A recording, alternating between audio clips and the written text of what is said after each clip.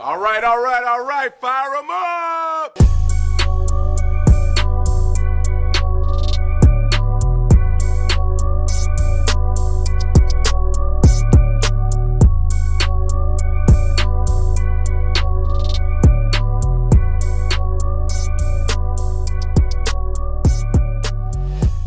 What's going on, everybody? Welcome to the Genre of Your Life podcast, a show all about movies, TV, and the genres that define us. I am one of your hosts, Doug Jones. With me, as always, is my amazing co-host, one of my best friends, one of the coolest dudes, one of the most amazing people in the world.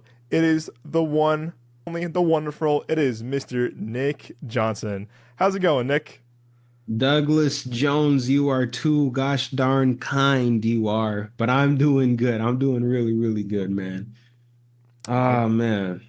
Glad to be back with you, my boy. Hey, man, first off, congrats to you and I and to the show.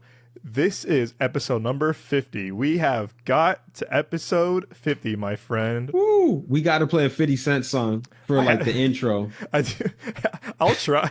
I'm not gonna. I will. I think we can get away with it on Spotify and Apple. I think YouTube might be like copyright infringe, but we can try.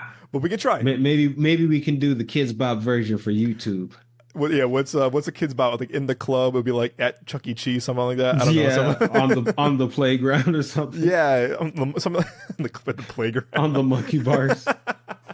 and the playground, something like that. Could get in the ball pit somewhere, something like that. But I want to congratulate you, my friend. I know, and the boys aren't here. I know Joel's working. I know Moses is working. But congratulations to you, my friend, us, and the show. Because I feel like 50 episodes.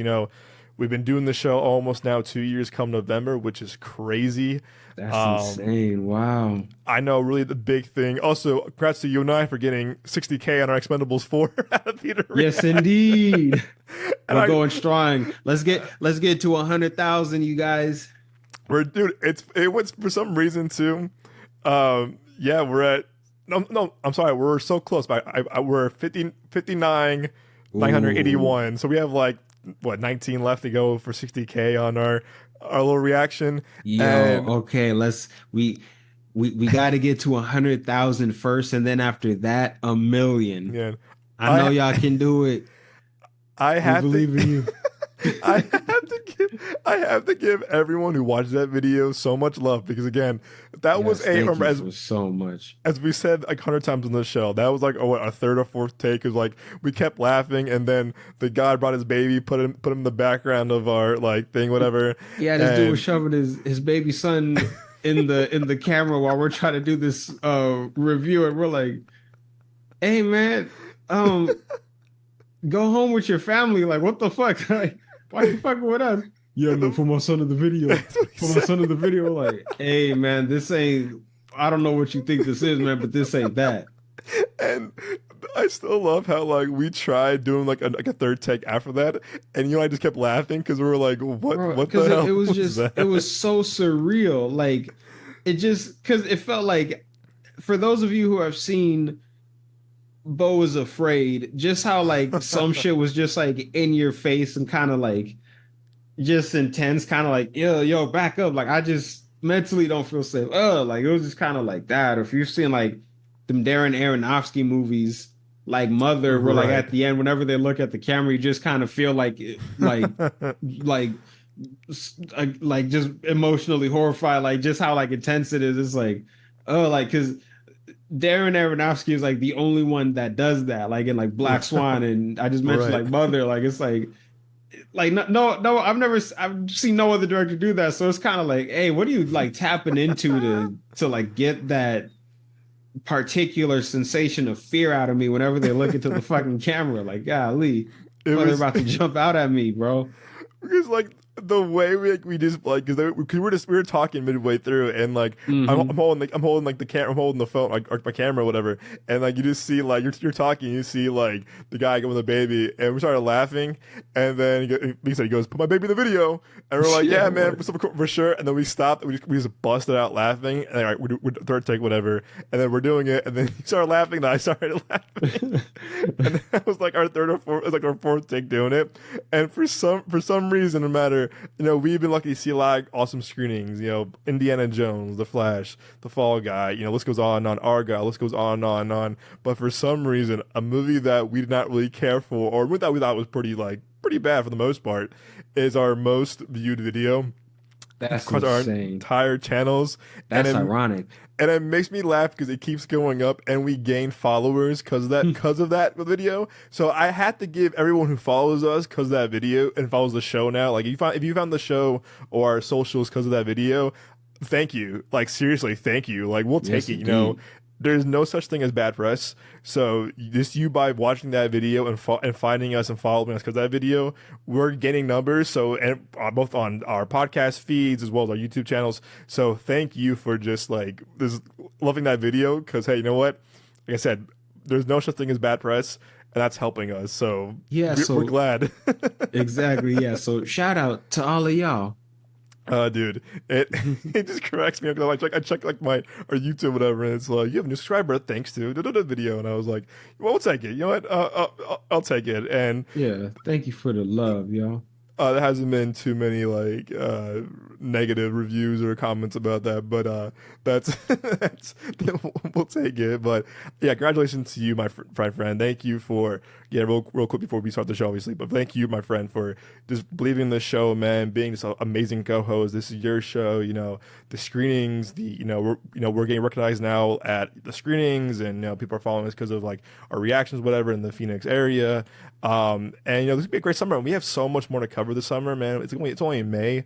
We got Bad Boys, we got Deadpool, we got Twisters, we got all this stuff, man. So again, I want to congratulate you, the show, and ourselves for 50 episodes, man. So cheers to us, my boy.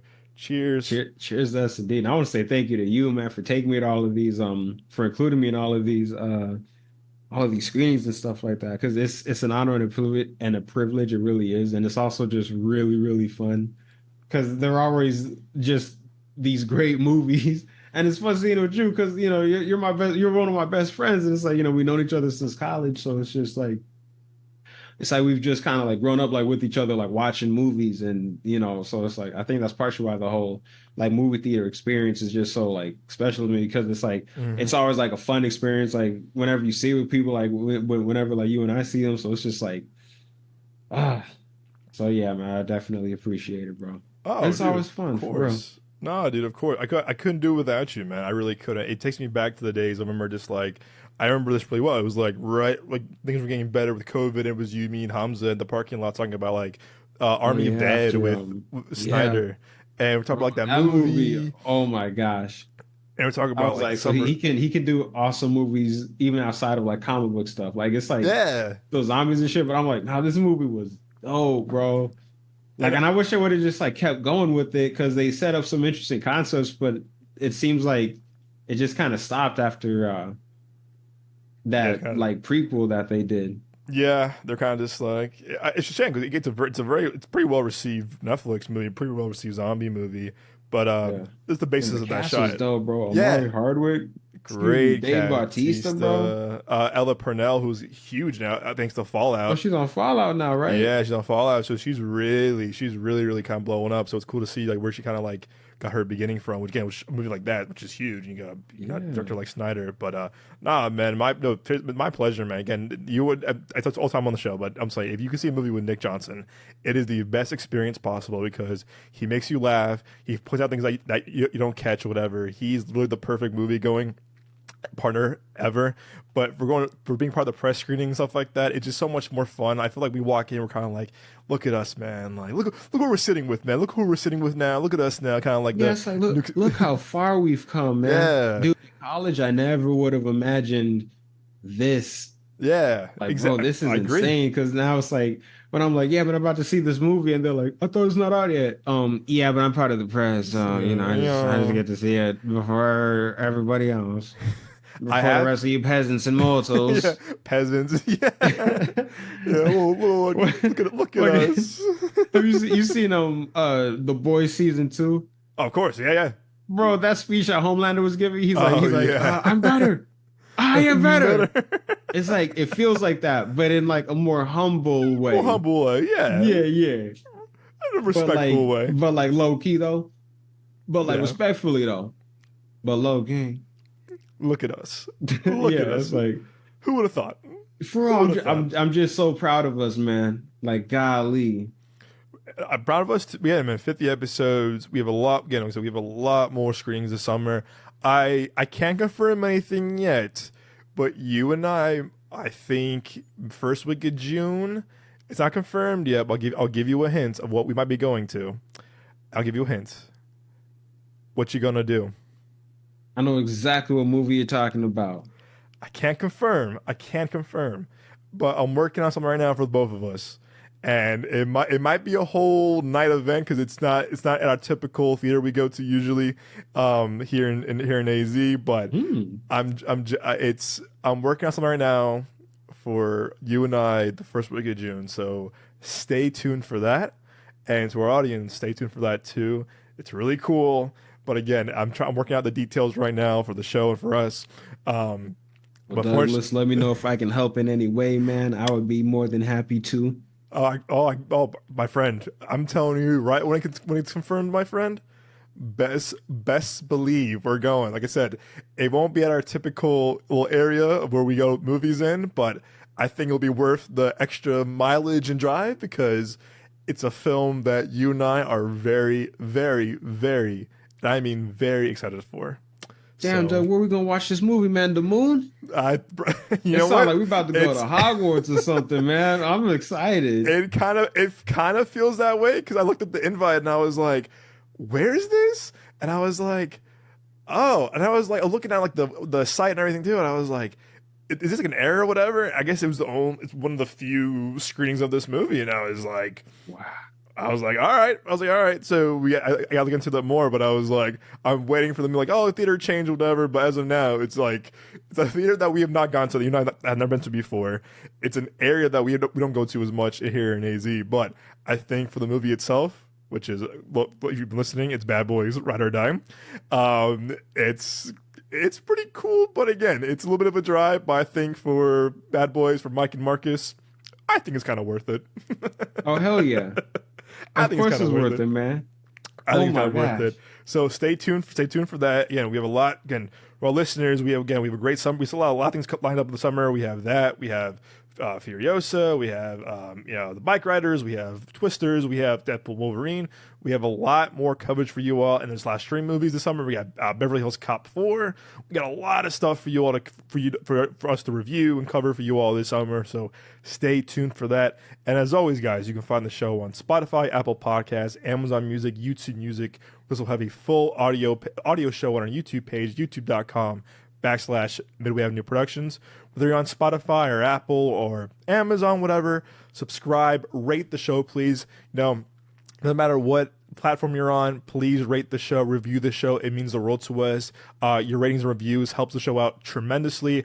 For our Apple Podcast listeners, we're still trying to get to 200 ratings, hopefully by end of summer now. We had a bit of a hiccup due to some unforeseen circumstances, I'll say that, about a month ago for some unfairness in terms of standards and gatekeeping. I'll say that. I'll keep it PG for now. Unless it happens more and more, that's a different story. But again, whether you're on Spotify, Apple, Amazon, YouTube, rate, subscribe, please. Again, for Apple Podcast listeners, we need your help getting to 200 ratings as soon as possible. It helps the show out so much. We get more coverage, we get more opportunities. So again, no matter what you're on, rate, review, subscribe. Again, Apple Podcasts, 200 ratings. We could really use your help with that. So please don't forget to rate the show and leave the comments. Again, good, bad, neutral, whatever. We want to hear from you all. We love hearing the feedback from you, both good or bad, whether it's on our theater reactions, comments in the YouTube channel, comments in Apple Podcasts or whatever. Your feedback really does mean a lot to us. So we value that. Again, both good, bad, or neutral. So thank you so much for the ongoing support. It truly means the world to us. And again, cheers to 50, my friend. Cheers to 50 more and a lot more. And after that, this has been one of the biggest honors of my life doing the show with you, one of my best friends in the entire world. And like I said, man, we are just getting started. Just getting started. Yes, indeed. Just Yes, getting started. indeed. All right, my friend. On that note, so, I want to bring this up to you real quick. I think that, so obviously this past Monday or Tuesday, the Deadpool tickets went on sale. Deadpool and Wolverine tickets went on sale.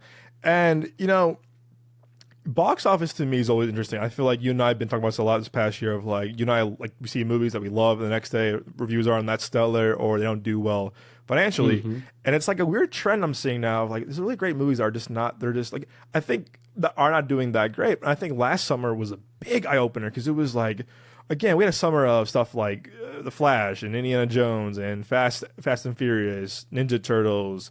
I mean, the list goes on and on. Mission Impossible, everything last summer. We had a really good summer of movies, and I was like, oh, cool. But last summer, except for Barbie and Oppenheimer, that played like for the rest of 2023 when those movies came out, the summer box office wasn't really that strong.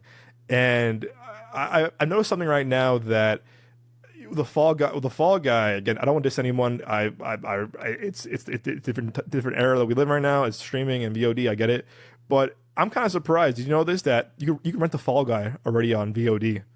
It's only been out 2 weeks in theaters. That's crazy to hear, but I'm kind of not really surprised at the same time. Really? Yeah, just because it seems like everything is just again moving to streaming nowadays. Like, yeah. Just it's the convenience of watching these really great movie theater movies in the comfort of your own home. So now like less and less people are going to the theater, and Yep. so it's like it's also just plus also it might just be like the technology has advanced to this point to where they can just pump them out faster. Yeah, it's. I've noticed. Yeah, you're absolutely right. It's a technology for sure, and I noticed it since I really want to say like, I think it was like summer 2021. Like we're getting out of COVID slowly, and I was seeing things from certain studios like being pushed to VOD or DVD pretty quickly, and I was like, huh. I wonder how certain movies weren't and certain movies were. And I know like the big one obviously was Top Gun. Top Gun was in theaters for the rest of 2022 basically. It didn't come out on Blu-ray DVD till like 5 or 6 months after it came out. Rightfully so, because they were waiting for like the momentum of it all. But I think part of it too, and also to your point as well, the whole technology has changed a lot.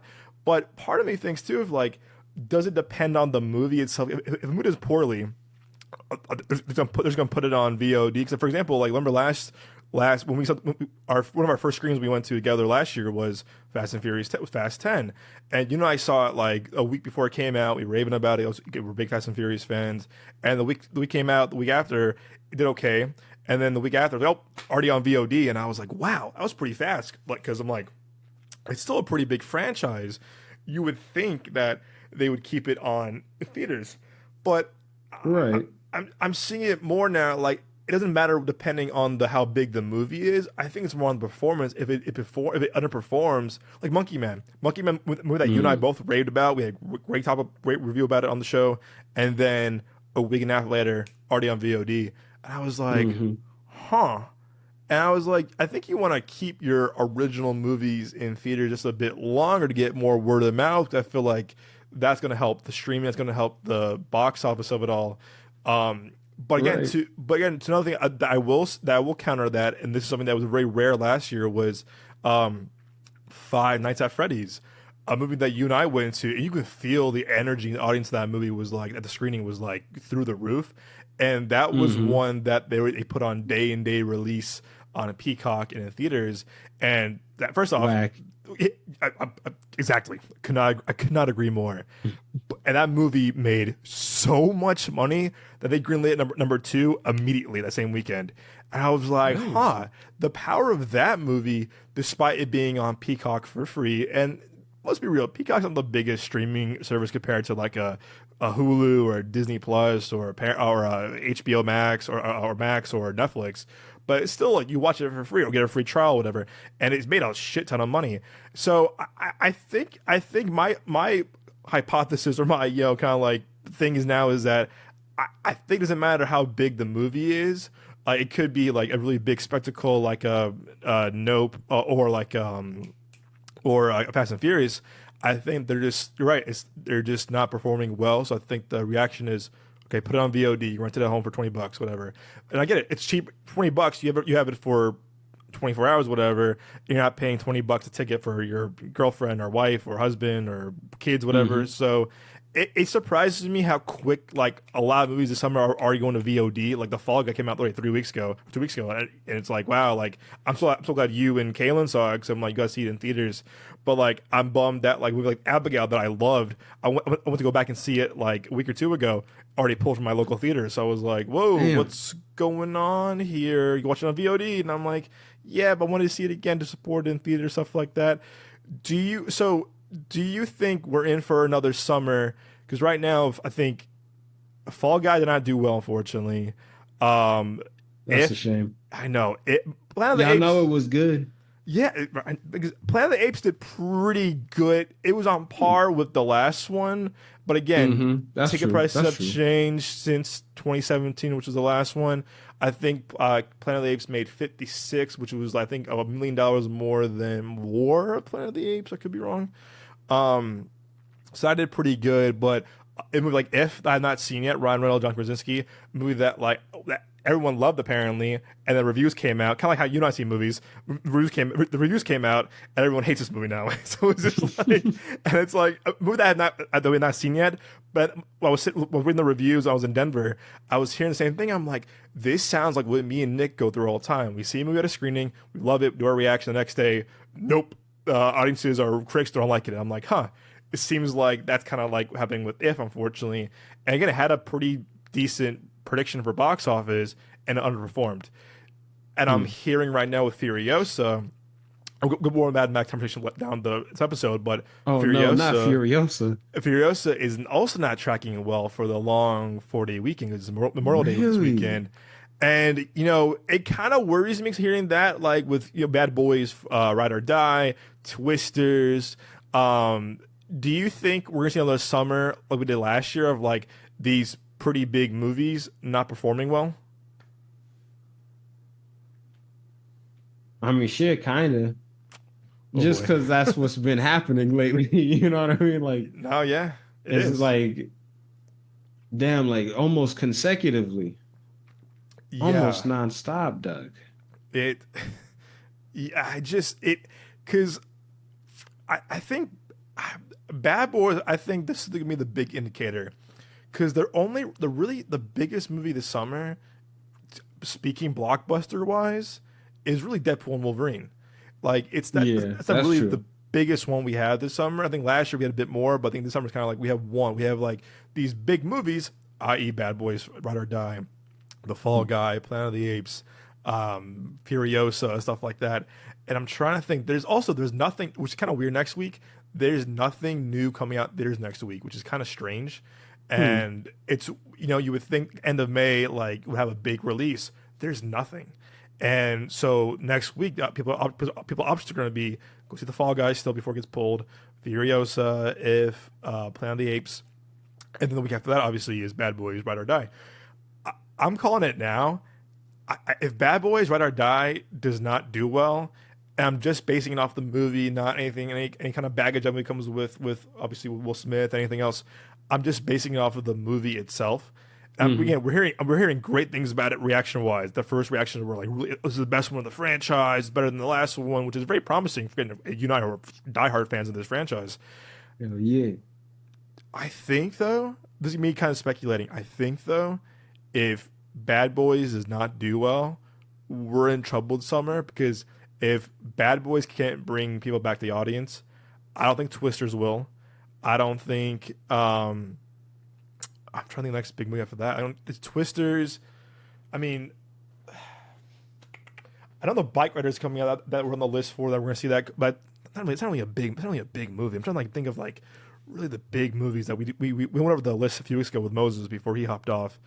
We already got Apes. We did Fall Guy. I'm looking right now. So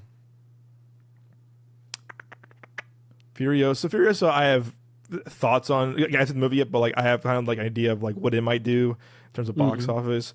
But yeah, I mean, Inside Out possibly.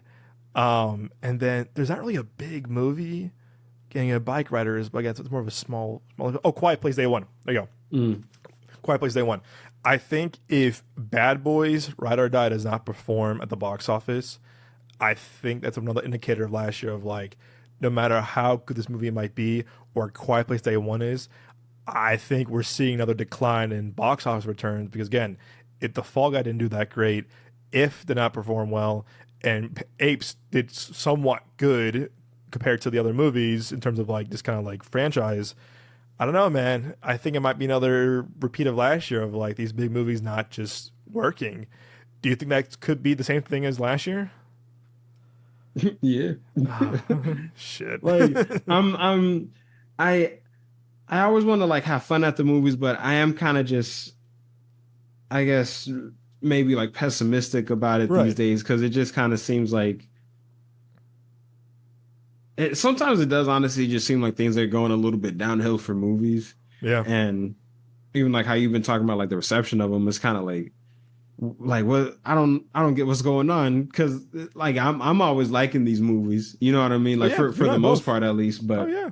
it's like I guess I just it's like what why is it underperforming? And it's like it just seemed like this like weird shift happened. Like it seemed like there was a time when like almost like whenever a movie came out, like it was either like for the most part, like it was like a good movie. Like there were like some that were kind of like, kind of like, we weren't really fucking with that one. But like it's almost like all just Hmm. universally like, you either love it or you hate it or whatever. But like it seemed like the movie watching or like movie critic community, it wasn't as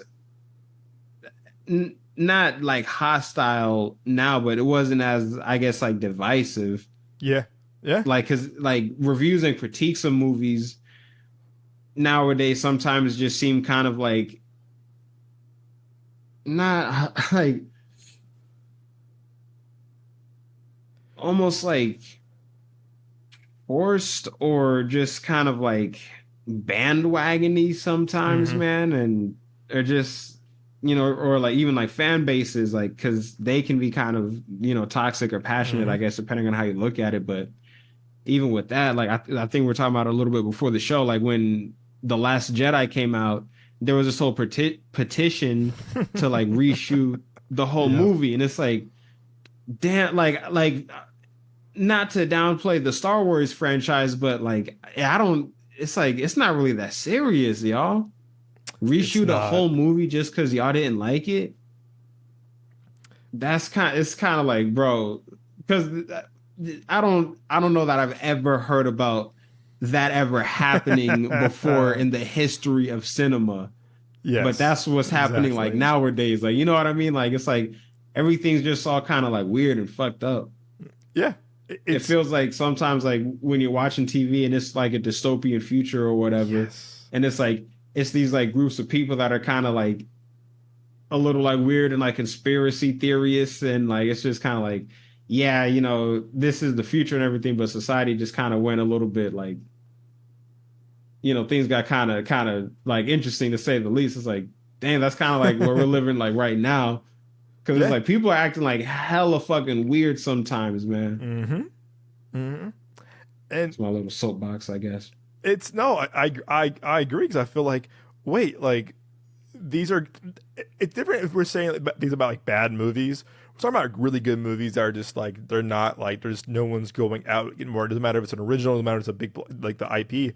It just feels like it's kind of like the experience is kind of like slowly. Again, I hate saying this. As someone that we're all pro the show's very pro theatrical. We're all pro theatrical. Again, no this ain't streaming whatever. But it's like we just love that experience, that communal experience of going in with strangers, laughing, having a good time, just enjoying just like what it is, the movie going experience. I think also too, I think to your point, even before the show started too, about how COVID really fucked everything up. Like COVID fucked everything up, and I think so many people are now I think COVID, and I think a lot of the companies, and I think a lot of the decision makers are now saying, hey, you know what, we're gonna train you to say, hey, you know what, I can wait for streaming, I can wait for it on Peacock, I can wait for it on Netflix, whatever it's. But Yeah, again, because it's like, why go to the movies when I can just watch it at home? I agree, and it's a shame because I feel like if you don't see the Fall Guy in theaters, you're missing out on a really kind of fun experience. Like I'm taking my parents this week to go see it because it's the last week. I think it's the last week to be playing before it gets pulled officially. So like I'm taking my parents to go see it this week because they haven't seen it yet. I'm like, you guys see it in theaters. Don't wait for don't pay for $20 on VOD. Go watch it in theaters. It's worth the experience. So I think now a lot of people are not trained, but a lot of people are just like Conditioned, conditioned. Thank you, conditioned, programmed. No, I'm sorry. I'm sorry. the That's too far. program, rebooted, what, everything to like, hey, We well, must escape the matrix, my brothers and sisters. it's what it feels like though. It's like we're in this era now. Like you're kind of programmed, conditioned to just wait for streaming, and I that's fine. But I do think that streaming needs theaters. Theaters need streaming. They must find a way to work together. And it's unfortunate that like there's some really good movies. Again, I'll call out bad movie didn't do well in theaters. Like, it sucked, but I'm so glad I saw it in theaters. Whatever for the experience. To me, I'm like, I really hope that Bad Boys is a hit. I really hope that Furiosa is a hit. I'm looking forward to seeing Furiosa. I really hope the Bike Riders is a hit. I really hope Twitch is a hit. I hope that Quiet Place Day One. I hope they're really a big hit overall. So leading into this, I'm going to ask you this. So like I said, obviously Deadpool and Wolverine tickets came out on Monday, which is really kind of rare for a Marvel film when it's 2 months in advance before the movie even comes out, which is kind of a few weeks or a month before it comes out, a full 2 full months. So from what I'm seeing, to build hype. That's to build hype over it.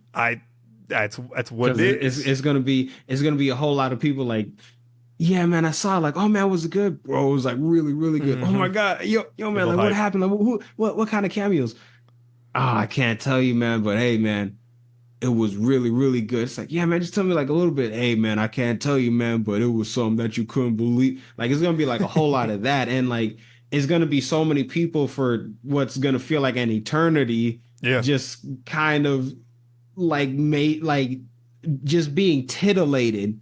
Right for like the 2 months, like it's gonna build all this hype because everyone's gonna be anticipating it for so much like longer. You know what I mean? Like, bro, it's the titillation. It's six. That's today's word. It's six. It's been 6 years since the last Deadpool. It's gonna be 7. It's gonna be 7 years since Logan. And you're right. I can't agree more. I think it's to build hype because again, I feel like. I remember when Endgame came out. I remember it was like 2-3 weeks before the tickets went on sale. And I was like, "Okay, got them for us," all this stuff, and it was just like it was so soon. But now it's like, wow, two months in advance. I agree with you. I think it's to build hype. Also, I think it's like, hey, you know what? We gotta see. I think also we got played by Disney a way of like, hey, we're gonna do a long form projection of like how well this might be doing, like what to expect, whatever. Because to your point. You build more hype. How do you market the movie closer to the start day, whatever. You don't want to reveal too much. Right. Then you're ruining your own movie. Then you're ruining your own hype and experience. So Deadpool 1 made 135 mil opening weekend. Deadpool 2 made about 125 mil opening weekend. So 10 mil less than the first one, but still pretty close to it for the most part. And both of them made over 780 mil worldwide. So basically over $1 billion combined, as basically. Logan did 90 mil opening weekend, made about 700 mil worldwide, so pretty well for rated R movies. Yeah. Calling it now. Today's what we're recording this. We're recording this thing on Thursday, May 23rd. What is your box office prediction for Deadpool and Wolverine opening weekend?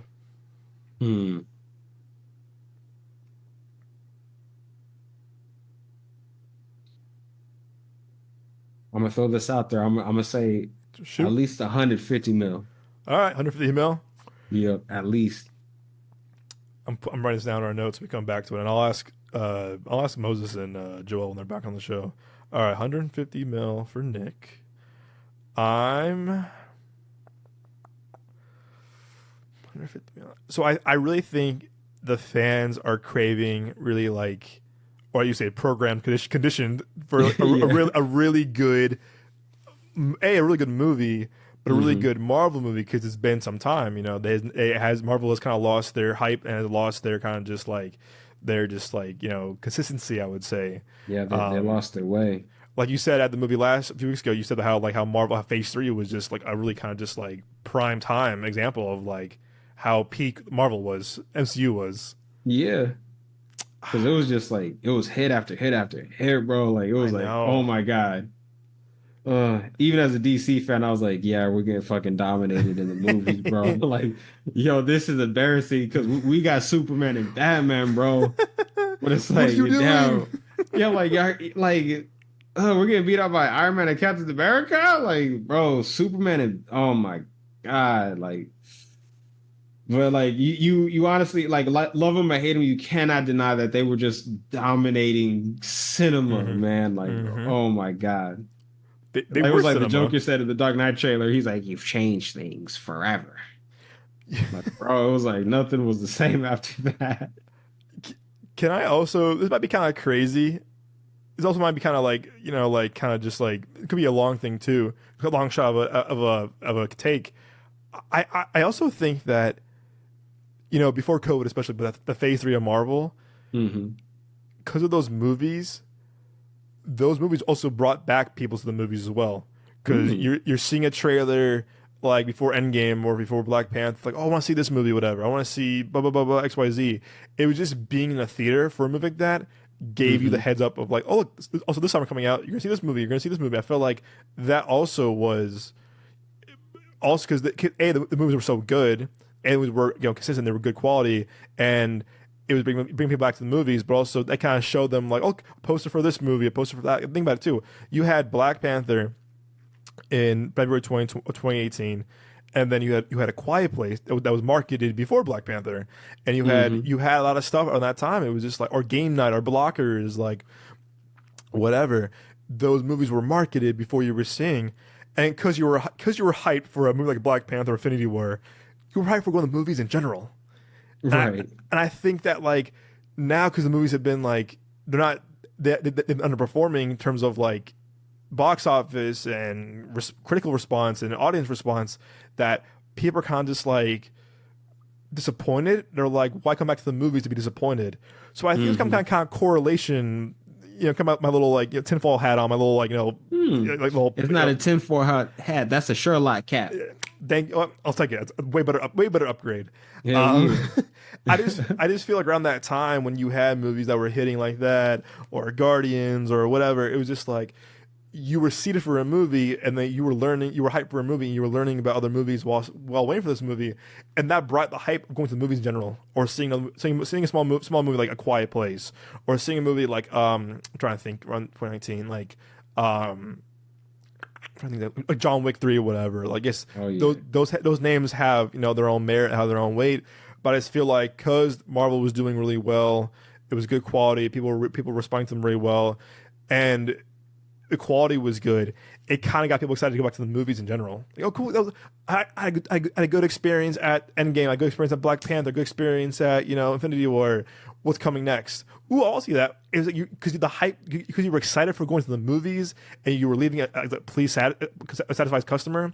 That gets you Hmm. hyped for the movies in general. I think kind of correlation between the two of like good quality, big budget movies, No, I can see that. That's a really good point, bro. right? It's just bringing them back in general. So I think if Deadpool and Wolverine does that, whatever comes out after that or whatever's been out before that might have a little bit boost because like, I had so much fun at Deadpool Wolverine. I want to see another movie like that. Hopefully, Bad Boys Ride or Die is good, or Twisters is good, or Quiet Place Day One is good, or Borderlands is good, or Trap, or It Ends with Us, or The Crow is good. Because again, you're getting a tease of these movies, and if the Hmm. movie is good, you're leaving with a good taste in your mouth. Yeah. So I think right now Marvel needs this. I think Oh Disney yeah. needs this. I think movie theaters in general need this. I think the state of cinema needs in general needs this to be a win because everything's kind of tied to it in terms of the success and just like the potential what could happen if these movies don't do well. So I'm gonna make a really strong prediction. I'm gonna say 185 mil opening weekend. Ooh-wee. Yeah, just because I think everyone loves Ryan and Hugh. I This think is true. we've all been waiting for this ever since that boo boo ass, garbage ass, trash ass, Wolverine Origins X Men shit ass movie. And Uh, dude, the trailer for that movie was so I fucking know, dope, dude. bro. Like the Good music, how it's marketing. kind of like dark and operatic, man. And the movie just did not match that shit at all. Like it was, Garbage. it was, man. It wasn't quite this level, but it was mighty close to some Batman and Robin type shit. Oh Because yeah, it was kind of like 100%. it's like, yo, this really should have just been like an R-rated revenge thriller with Wolverine. Mm-hmm. Like, Mm-hmm. damn, how did y'all fuck that up? I Pardon my French. I remember having the 7-Eleven Slurpee cups for this movie, and I was like, the one where Oh like wow. he's like he comes out of the water with his claws, like yeah, like, how cool that was, and I was like, oh fuck yeah, let's go, and it was just like I was so hyped because like I mean I think also people had a bad taste of X3 unfortunately in their Yeah. mouths, but to your point, the marketing was so good, everyone loves Hugh Jackman, everyone loves the people involved. You had a great cameos like Will I Am from the Black Eyed Peas was in it. Like you had a really good cast, and you had the most popular X-Men at the time actor wise, which was Hugh Jackman, and Hmm. so it was just like it became what it was, unfortunately, a piece of shit. To your point, Batman and Robin type level of like garbage. Yeah, So that shit was whack. I think this movie has a lot going for it in terms of just like what it has to offer. I think people Hmm. also curious too of like because this also is how like we all think he's going to kill the Fox universe because this is the first really kind of Fox movie character in the MCU. So I think people just I think curiosity really might help this movie a lot. How curiosity about Doctor Strange 2 helped out. Like, 'cause people are like, oh, after No Mm. Way Home, who's going to show up? And unfortunately, I think a lot of people were kind of just like, yeah, all right, this was kind of disappointing because I think people expected like crazy shit Multiverse of Madness, Hmm. like Tom Cruise's Iron Man, or Oh yeah. or your boy Ben Affleck as Daredevil, something crazy, dude. And they were like, "This And is I what we think I got." think someone was even saying Toby was gonna come back in that movie or Sam something. Raimi, because of Sam Raimi. Yeah. It was like you would think, because it was so close. It was so close to like, so close to No Way Home. And again, Hmm. what we got was like this is not what we wanted. And again, I think also there's a difference between speculation and expectation. Mm. And I do think that we were all like, yeah, we're gonna see this person, we're gonna see Nick Cage's Ghost Rider again, we're gonna see, I don't know, like, so, Michael, it was crazy. But then I think it came out and we're like, oh, this wasn't what we wanted. So I think with this, I think they're gonna deliver that, but I think it can deliver that and much more, if you ask me. So I certainly hope so. I feel like they will because like what better character to do that with than Deadpool, especially when you're trying to exactly. like kind of prove like, hey guys, we're not whack. Like we can do really cool stuff too. So it's kind of like y'all really got to bring your A game, and y'all are bringing back. Y'all are basically doing the impossible. Hugh Jackman should have been done with Wolverine at Logan. That was a perfect ending. So now, so like y'all gave him that perfect ending, which was like just Beautiful ending. it was a beautiful ending, right? And it treated the character with respect, and it was just really emotional and just really emotionally grounded. You know what I Mm-hmm. mean? So it's like that was a perfect ending. But now y'all are, how I said, you're doing the impossible. You're doing another perfect ending on top of the perfect ending because now Hugh Jackman is gonna come back and he's gonna be an R-rated yellow spandex wearing Wolverine, Mm-hmm. which is like, yo, because also that's not something we really thought we would see in movies, Nope. especially with how the first X-Men movie started. Because our Yep. whole thing was, well, we need to be dark and gritty because we need to, sell movies. We need to convince people that comic book movies aren't just jokes. And Yeah. they even had that joke like, what would you prefer, yellow spandex? And now ironically that's how they're He's getting it. having Hugh Jackman, the most popular Wolverine, or the most popular X-Men actor, come back. And it's like, yo, that's dope, because that's like, and maybe he'll be in Secret Wars, but if he was, that would be cool. But also it's like, dang, because this is literally his absolute last hurrah as a character. Mm-hmm. This is And like it's like man, just like seeing him like that, it's like, yo, this is crazy. And like, and Deadpool's coming over to the MCU too, like on top of that. So it's kind of like, oh my gosh, like, it uh has to work. There's a lot. it has to. I don't put any pressure on if you're listening to anyone involved with this movie, but there's a lot riding on this movie for the company involved, Yeah. the characters involved, the actors involved, movies involved, the theater chains involved. Is just there's a lot riding on this movie. I don't think it's gonna disappoint. If it does, I think we're all gonna be like, "Yo, what?" But I think like just how much care and thought they're putting into this movie. I think Sean Levy is a great filmmaker. I think he's a very just like very diverse filmmaker in a way of like he's very good at like doing. He do stuff like Night Museum. He can do stuff like This Is Where I Leave. He can do stuff like Free Guy or The Adam Project. He's a really good background trying different things in movies. So when I heard that, so I grew up watching him stuff like in Big Fat Liar or Night at the Museum. Like he's been a big part of like us growing up as people in movies and stuff like that. So I did not know that he did Big Fat Liar. That's crazy. That was his first movie he ever directed, actually. Wow, and that's incredible. I know they were friends in college, but I think he was roommates with Paul Giamatti, and so which is really funny actually. And because they both were in college together, and they did plays together, and again too, Sean Levy also has given us Stranger Things. Like he produces that show, and he directs 2 episodes every season. So this guy really knows how like his stuff. I think also Real Steel was a very underrated movie. It was solid. It was good. Super underrated movie. So he has experience working in sci-fi, whatever, action, comedy, drama, whatever, children's movies. He knows his stuff. So I think also he's BFFs with both Hugh and Ryan. So I think he's the perfect guy to do this movie. So I think there's a lot riding on this movie, but like I said too, I don't think this movie's gonna be bad because who's involved and the care and the love that they have for these characters and the storyline, the movie itself. But again, no pressure. There's a lot riding on this movie in terms of success, quality, box office. Bringing people back to the movies. So if this movie wins on at least once, it's a win for everybody. The movie going experience, movies in general, theater going, the movie chains, movie theater chains, Disney, whatever, 20th Century Studios, whatever, Fox. If it's a win, it's a win for all. So okay, you have 150 mil, I have 185 mil, and we'll ask the boys when they're back on the show what the predictions is. But again, I think this is the movie that this summer really needs, just in case stuff like Bad Boys or Twisters or Quiet Place do not work, because at least we have this. And I think, to your point too, is having the tickets released 2 months early. To your point, is building the hype, so that guess what? Because except for Borderlands, I'm doing a big move at Borderlands, and I would say maybe Trap by M. Night Shyamalan. Deadpool and Wolverine is the only really big blockbuster.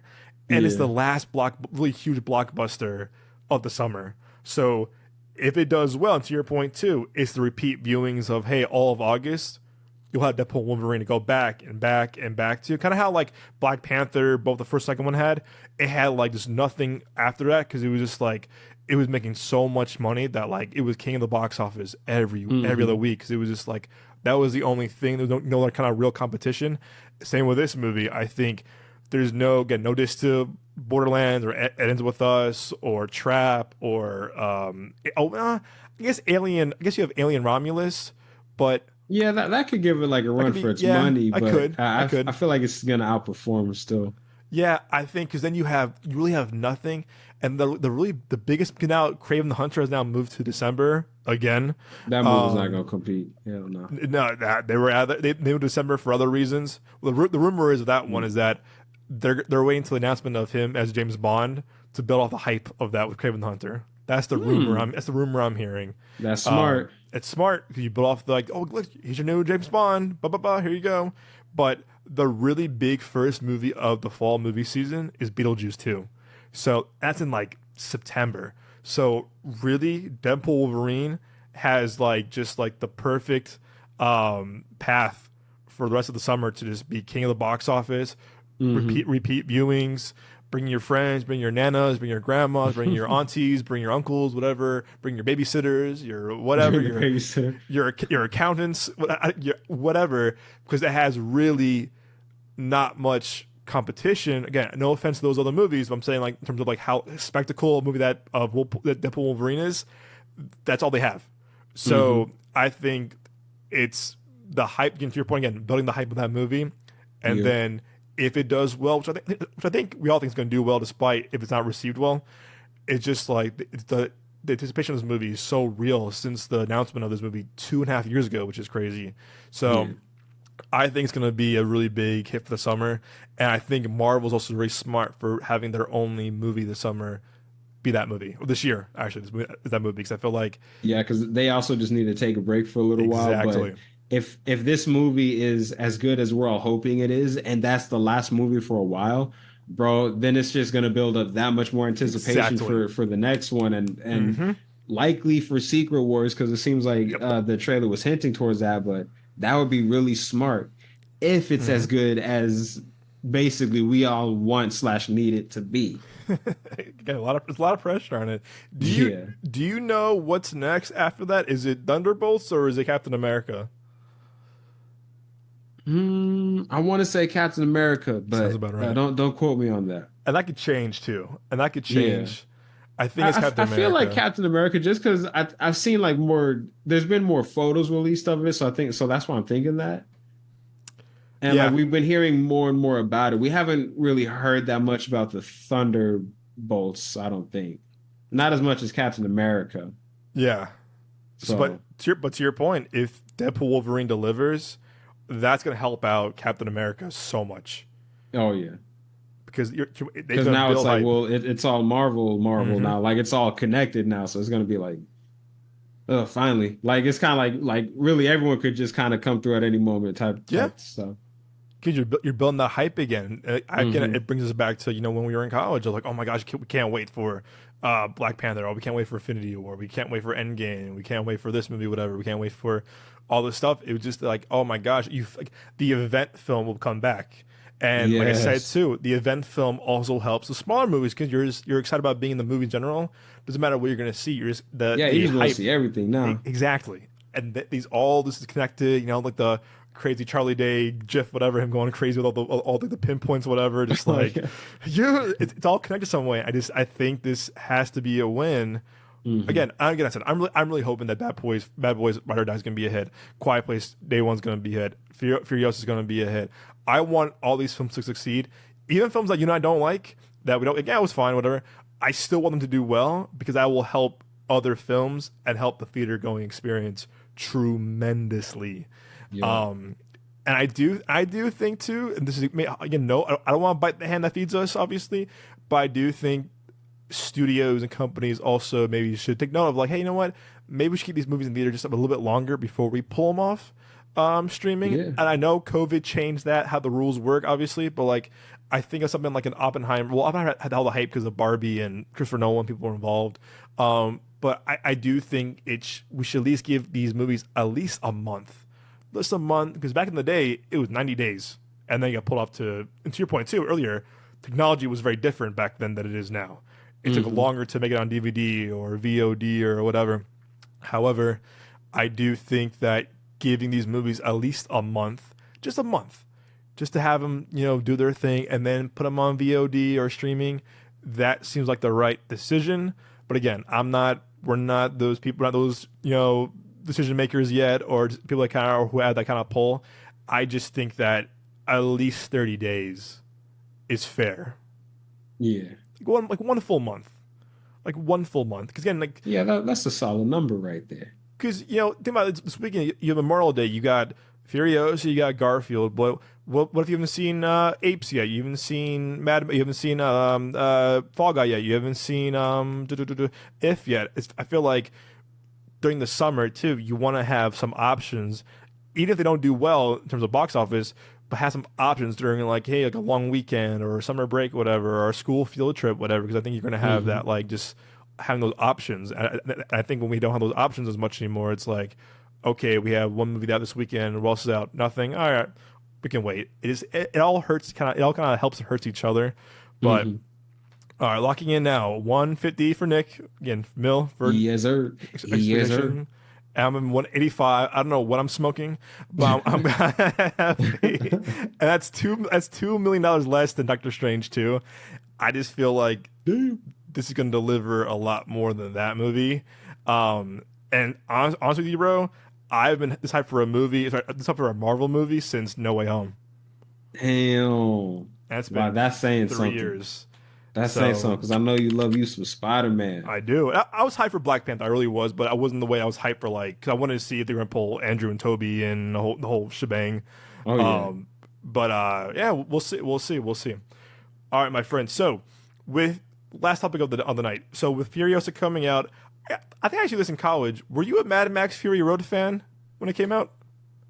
You know what? I was. I liked it a lot, but I don't think I appreciated it as much as like I didn't feel the hype Okay. because everyone was like, yo, this is like visually one of the most like amazing films I've ever seen, and like the action is like this and that, and like yeah, it is like the visuals are pretty fun and pretty like energetic and just very crazy to watch. Yeah. And it was a good movie. Like I think I just kind of liked the story more, but also I that's the only Mad Max movie I've ever seen. So I Same went here. into it like kind of blind, and this was like after Dark Knight Rises and after Warrior. So I was just like, like Tom Hardy was like he was one of my favorite actors at the time. So I'm watching it, and it was focusing more on the Furiosa character, but I was kind of like, wait, I wanted to see Mad Max. Like so I Right. was like, I thought I was gonna follow him a little bit more. So it was just kind of like it was a really good movie, and I am really excited for the Furiosa movie coming out. But it was just kind of like I didn't really feel fulfilled, so to speak, because it was like I wanted to explore the character of Mad Max more, and Right. I guess it just like didn't as much as I wanted it to, but it was a good movie. And I've seen some analyses of it. Like there was this YouTube channel I watched, New Rockstars.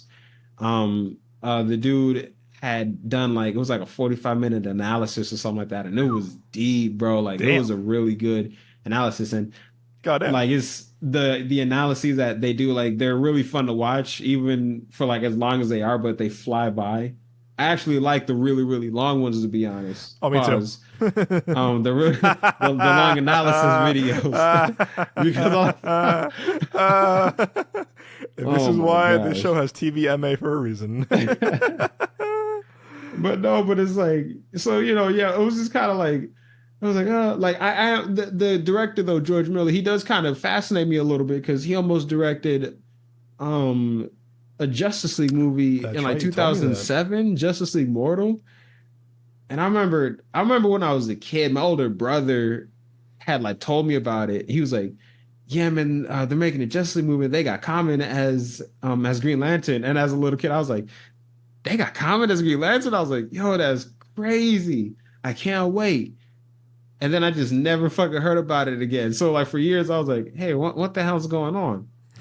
And then I was like, I would like research the movie and the story behind it, and like the script itself was interesting, and it's interesting because it was kind of like a Nick Cage, Tim Burton Superman situation where they got really close to filming because they had like the full script, they had everyone cast and like the costumes and the costume tests and everything like that. Like it's like they were like just about to make the movie, and then it basically just like stopped or fell apart for whatever reason. So it's like that's crazy. And on Spotify, there's like an audio drama version of the script. Ooh, really? And yeah, man, it was like 3 hours long, but I was listening to it, and it was just kind of like, wow, there's some really fascinating ideas in here. Like it's very of the time, and it did kind of read a little bit like a first draft, but at the same time, it's like this would have been really interesting to see because it was again like origin story for the Justice League and how they came together and everything.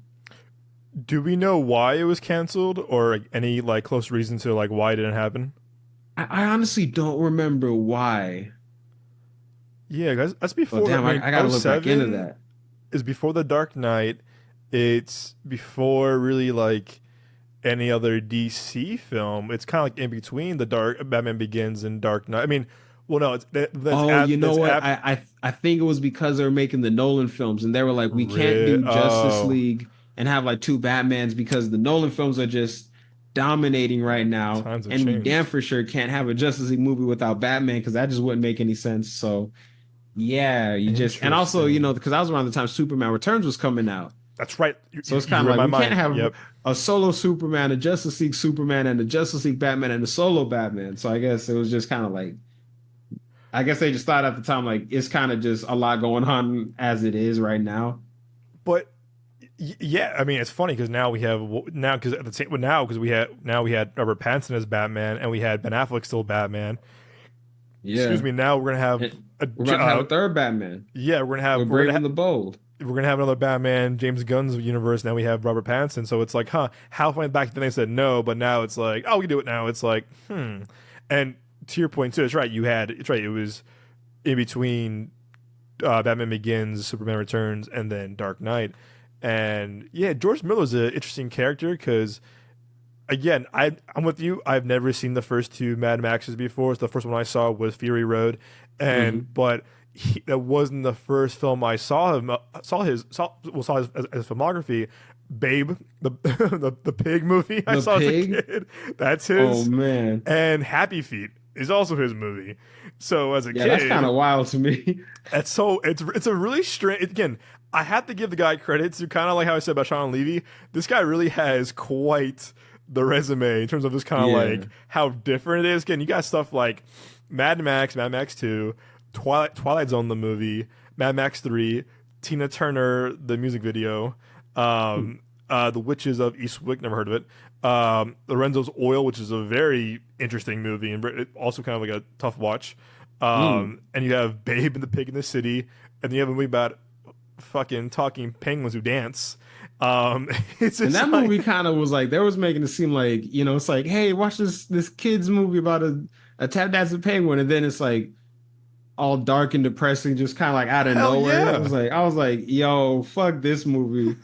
It was dark at the time. Like I can appreciate it, but I can appreciate it now that I'm all mature and I'm not like a little kid. But at the time, I was like, hey man, I kind of just came for the comedy, bro.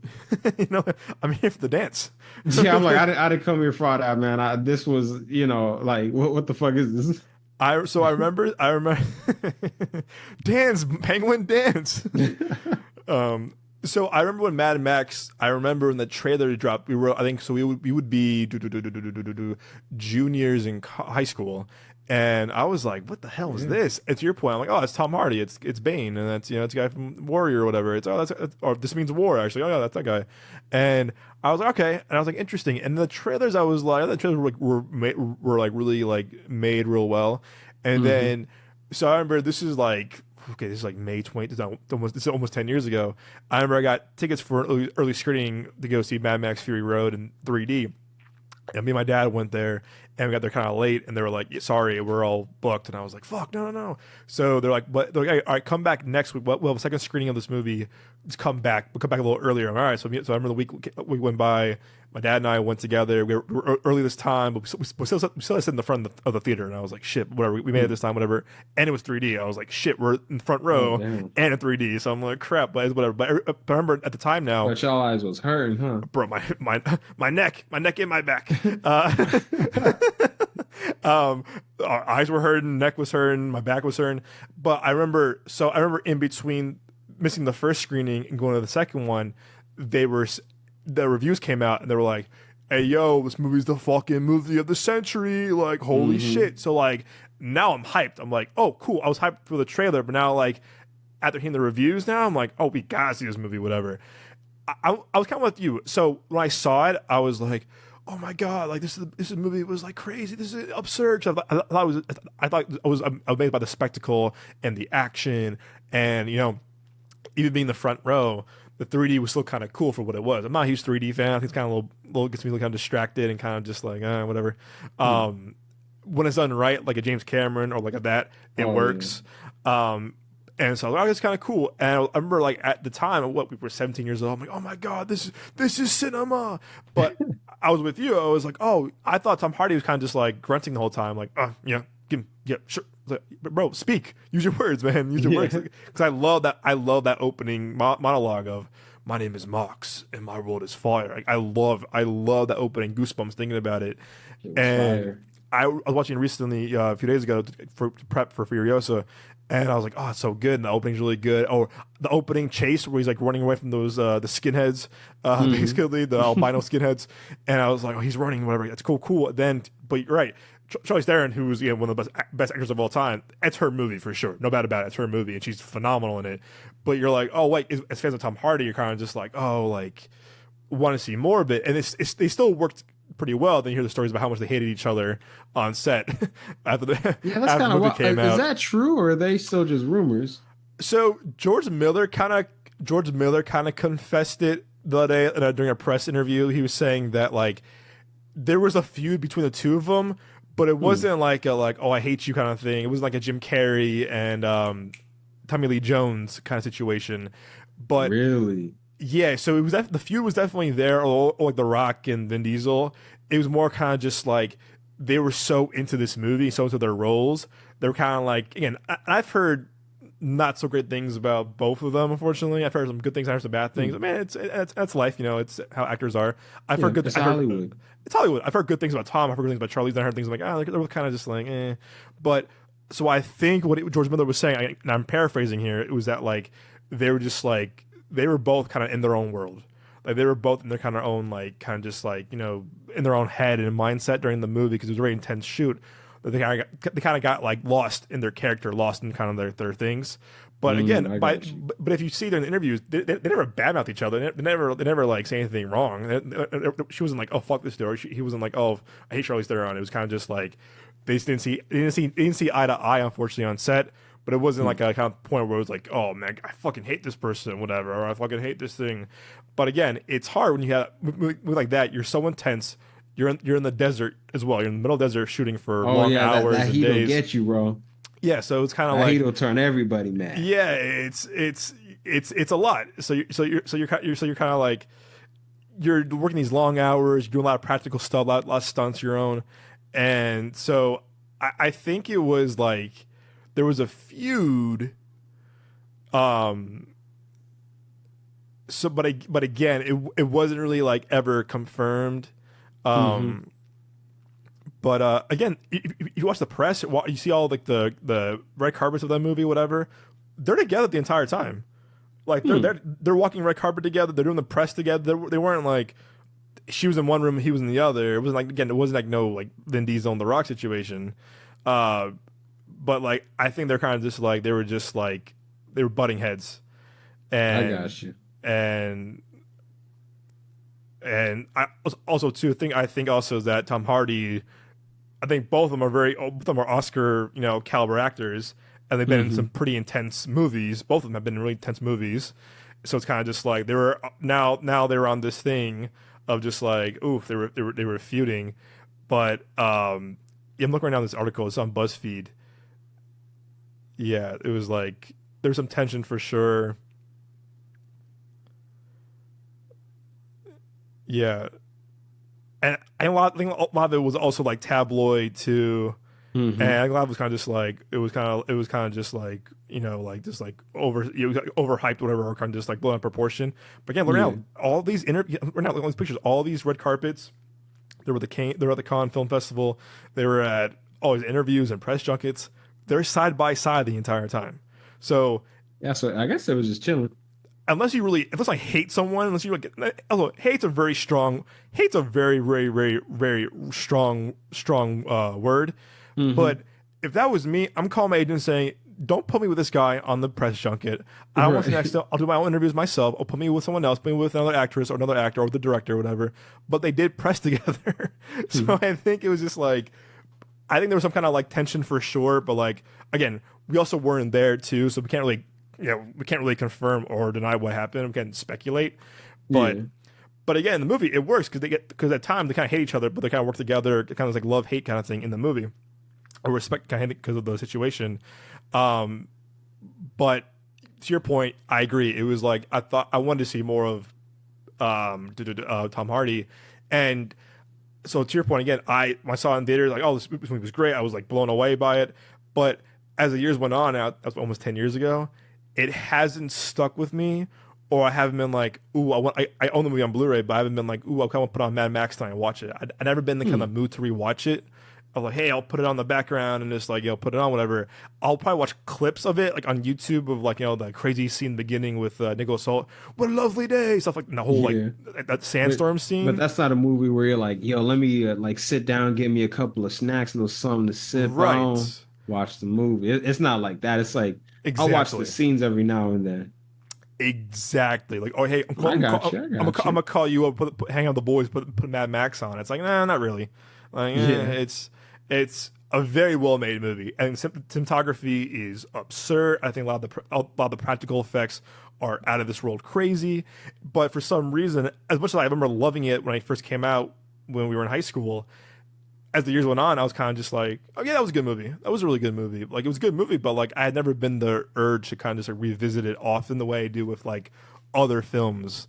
Hmm. And I was watching it something last night to prep to watch the movie to watch Furiosa this weekend, but like I was watching, oh yeah, this is really good, but again, it wasn't hidden the same way it did when I was 17 for some Right. reason. Right. And maybe my because I went to film school. We do a podcast now. Like we've seen a lot of movies. Like oh yeah, it's like I feel like it's like it hasn't like had the same effect as me like the way like John Wick did or something like that, or like a different kind of movie where it's just like oh yeah, like this. So still a very good movie. Still very Hmm. it's a brilliant film, brilliant film. I'm looking forward to Furiosa. So with those movies coming out, with Mad Max, Fury Road being what it is, also too, I really did like the cast in Fury Road. I thought obviously also you have Charlize Theron's her movie. You have Tom Hardy. I thought Zoe Kravitz was great. I thought who's Statham's wife? She was in Transformers 3. Oh yeah. Tall girl, very Yep, I know beautiful. exactly who you're talking about. I'm missing her name is escaping me. Something. It's a three word. Something something. You know what? Never mind. It's I'm looking right now. So you have Zoe Kravitz, da da da. Rosie Huntington Hmm. Whitley, Okay. sorry. Okay. And Gotcha. we all know her from mostly from Transformers 3. She The replaced Megan classic. Fox. Yeah, she replaced Megan Fox. And then Riley Keough is her name, who is I think is the niece. Oh, sorry, she's the grandchild of Elvis, Oh also in wow. that movie. Um, Abby. Oh, this movie I saw. I'm like, I'll try to choose this movie. You've seen Office Christmas Party, have you? No, I don't think I have. Okay, so worth the watch. I think you and Kale would definitely enjoy this movie during the holidays. I'll let you borrow it. It's really funny, actually. It's a really funny movie. Much Um, appreciated. One of the girls in Mad Max plays the hooker slash like pimp whatever. So I Okay. was like, oh no way, that's the girl from that movie. That's hilarious. Hmm. And then her name's Abby Lee, and then I'm not familiar with Courtney Eaton, who's another one of the girls. But still a very solid like, and also Zoe Kravitz now is a huge actress than she was back then. And you know what? For the most part, I thought Nicholas Hoult was pretty good too. I No, he think really was. I think Nicholas Hoult. I don't want to shit on the guy. I think he's a very good actor in supporting roles. I Hmm. I don't think he's the greatest leading man that Case in point, he the didn't Jack get Superman. Superman or Batman. Hey, dang, Um, but he got Lex though. yeah, Lex. And I think he's matured a lot since his days in X-Men and Mad Max, where like yeah, the menu, like you said, the menu is kind of the one that like The kind Menu of was fantastic. That's my favorite Nicholas Hoult film. the menu's like you can see him play this role now. So I think he's matured a lot since then. So I thought he was really good in that movie. And Yeah. again, I think the action in Mad Max Fury Road is phenomenal. The gunplay, just the choreography is really amazing. And again, the movie also is very special because a lot of it is practical effects and shooting on location in the desert in Australia. So it works. But to your point too, I remember like as a kid when it came out when we were 17, I was like, cool. When is Mad Max 2 coming out? Because I want to see more of Tom Hardy. 'Cause Hmm. I felt completed with spoilers for this movie. By the way, 10 years later, um, I felt complete when they closed that ending with Charlize Theron kind of like winning, kind of like taking over like the water and stuff like that with the women. But it felt like Tom Hardy had more stories to tell as Mad Yeah. Max. Feel like they kind of made us wait for them. Yeah. they're still making us wait. It's like, damn, let's get like Mad Max Fury Road Part 2, Yeah, but this time it's just focused on Tom Hardy. because I'm not gonna lie, he's because George Miller's been working on Furiosa for like years. So it was kind of like, it's been a long time. And I remember they announced like a Furiosa prequel. They announced Mad Max, whatever, Fury Road 2 called The Wasteland. But like it's took him again. Also, guy's like I think 85 years old, so he's up there in age. Yeah. So I think he's kind of been taking his time with these movies. But I think if Furiosa does well, we'll probably see a Mad Max Fury Road 2 with Tom Hardy. If it doesn't, and like a conversation of like, IP and box office, summer box office, that probably won't happen, unfortunately. But my big thing too is that it's been 10 years since Fury Road. Are people going to care about Furiosa? It's getting great reviews. A lot of our fellow AZ critics love this movie. Apparently, some of our friends of the show love this movie. But it's just like, will it do well in terms of greenlighting a Mad Max, another film? We'll see. We'll see. I hope so, but Yeah. we'll see. So, in honor of Mad Max Fury Road and Furiosa, I'm asking you, Nick, what do you think are some of the greatest action movies ever? Oh wow! In your opinion, this is your opinion too. Hmm. This is probably because we just saw it, but I got to throw Fall Guy out there. I love that a lot of the I just love that I just love the practical effects in that movie, and it was like, oh, it was just dope. It was just dope. I liked how they did it. I feel like, in my opinion, a classic one is The Mask of Zorro. That's a good one. The swashbuckling adventure, man. Obviously the John Wick movies, the John Wick franchise, the Matrix franchise, bro. Kind of changed the game. Dang. Like kind of Rush Hour. Yeah, but it's like it's more action comedy, but it's still Jackie Chan though. Yeah, true. Trying to think. If you could pick one, okay, we have a little bit of a tough thing here. If you could pick one from John Wick, what film would you pick from that franchise? Like which film is the best? In your opinion, yes. In my opinion, number 3 is the best. It's got three. Parabellum is fucking awesome. Yeah, and it originally like wasn't because originally like I saw 3 and I was like, yeah, it was like good story, I guess, but I guess I wanted them to up the ante from the action in part 2. Yeah. Because they had him like fighting people in the montage of him fighting other people. It was just like, dang, that's crazy. So I was like, like, wow, the whole world is gonna try to kill him now. Like that's gonna be crazy. And so I was just kind of like, it wasn't like as much action, I guess, as I had it thought or hoped that it would be. But when I rewatched it and I was like, no, this is actually my favorite one because I like that they expanded like the lore of the character and kind of like they went a little bit into like where he came from and everything like that. And it's like, dang, that was dope. That was really, really dope. And they even had, the sentimental moment where dude was asking him like, what are you like really fighting for, John? Like, why do you keep fighting? And it was, oh yeah. And it was to remember her. It's like, wow, that's deep. That's heavy. Because like, they didn't really get that deep in the second one, but the action was really good. This one, like, it was more kind of, they went a little bit more sentimental with it like that. And I was like, wow. So I guess I just, upon reflection, that's why number 3 is my current favorite in the franchise so far. And for Matrix, I would assume you would pick the first one. Yeah, first one is dope. Like they're all good, but it's like 3 is kind of the weakest. Number 2 is better than people say. Like number 2 is really good, but number 1 is the best, bro. Oh my gosh. Yeah. Talk about iconic, man. All right, I'm gonna give you this. I'm gonna ask you this too. I think I don't want to like skip over this at all.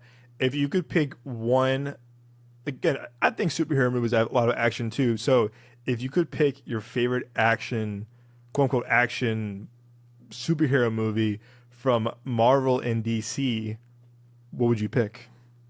So from DC, I'm going Man of Steel. Okay, that's action for sure. It's a hell action, that movie. Yeah, that movie. Oh my gosh, bro. Sheesh. Mm-hmm. that's just yeah, that movie is I feel like it's a little underappreciated. But so for DC, Man of Steel. For Marvel, hmm,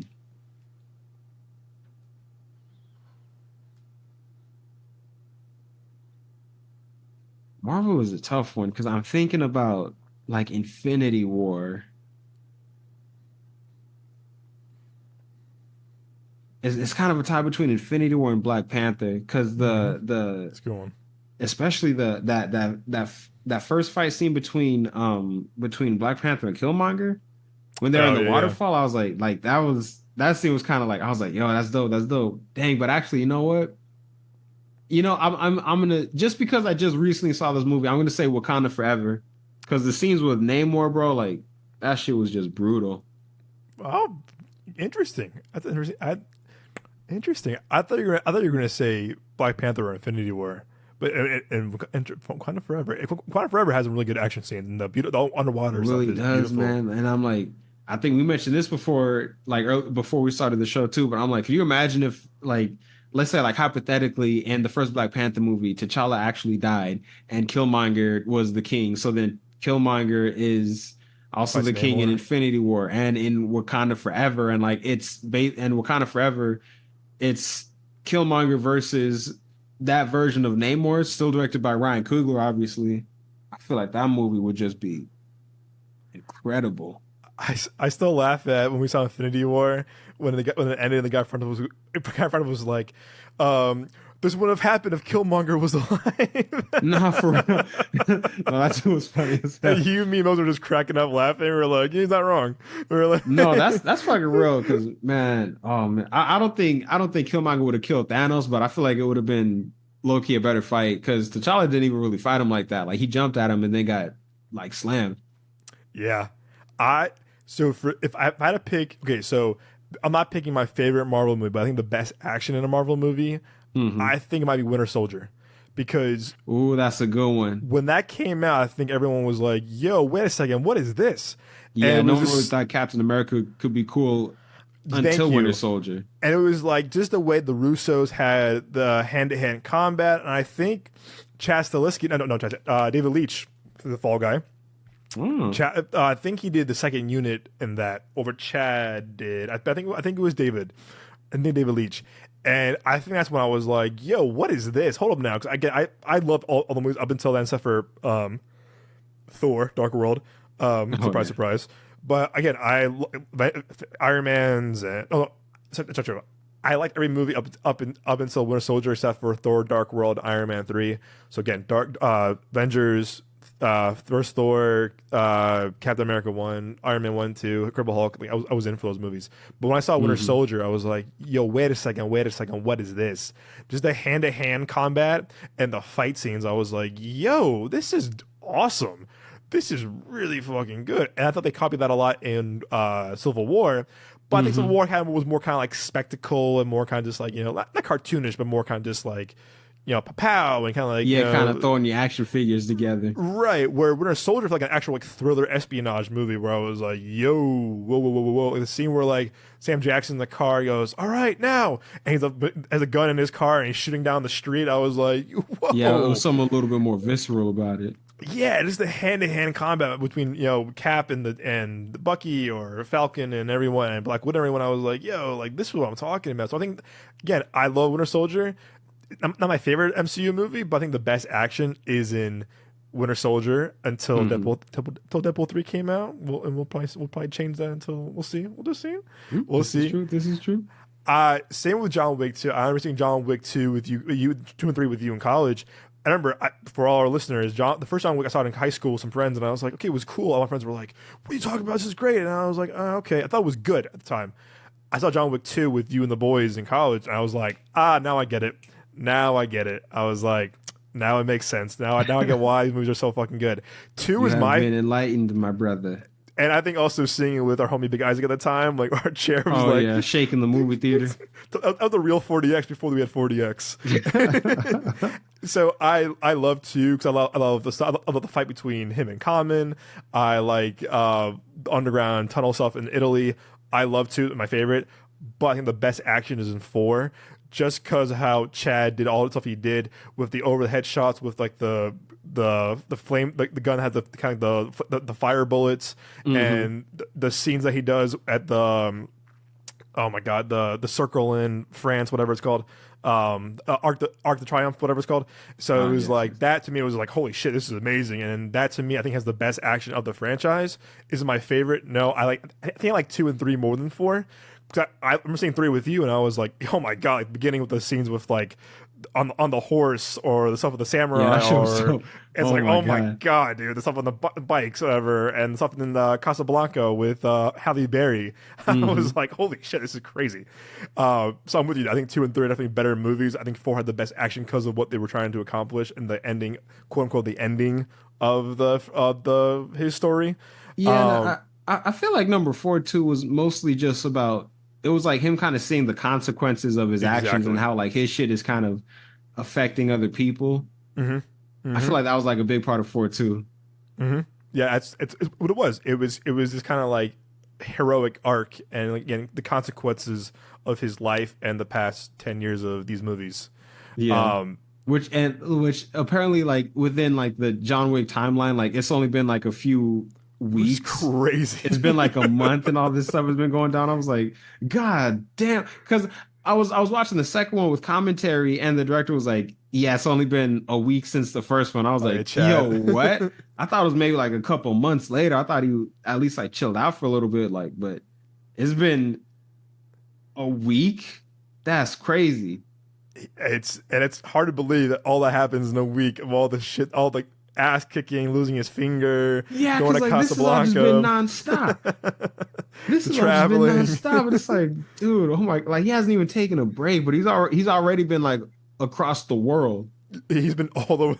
He's been bro, because he's out there like the Sahara or whatever in the third one, and then Italy in the second one, and then I love the second one with him and Common just had that they're in the I didn't expect like Common to be like that good at fight scenes, but he was. I wish he would have came back for 3. I was kind of expecting him to come back. Yeah, me too, or at least 4.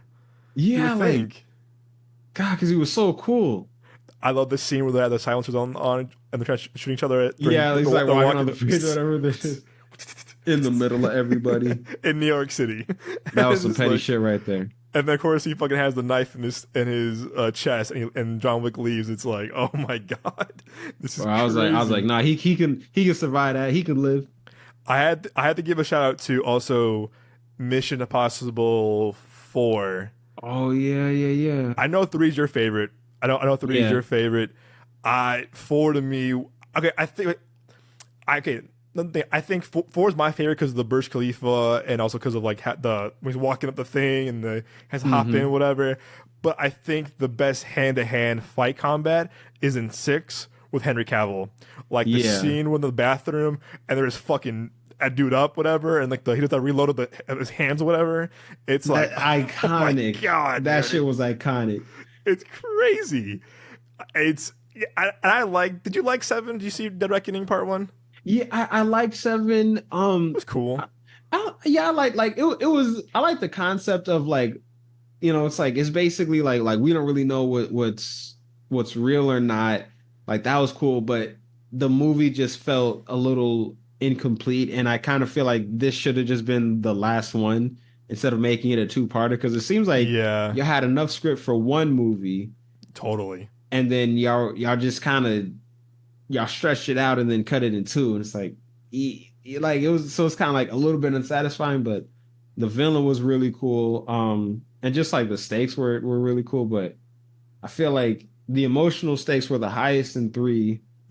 Yeah, but I think 6 might be like, I would consider it kind of the best one. It's tough. I love Ghost Protocol so fucking much. Ghost Protocol is dope. I'm not gonna lie. You're right. It's just like the Henry Cavill addition to it, and the fight scene is just like, there's like, oh my, it's like you feel the punches. You're just like, oh my god, for real, man. It's like, jeez. I also give a quick shout out to a movie that I love that came out 6 years ago that no one saw in theaters but me, is Upgrade. Damn, I still haven't seen that movie. And you told me about it at ASU, man. I think I gave you my Voodoo login or I'll send you my login to watch that. You're gonna love this movie. You're gonna love this movie. Dude, this movie to me is it's like Black Mirror, John Wick, and RoboCop all into one. Oh dang.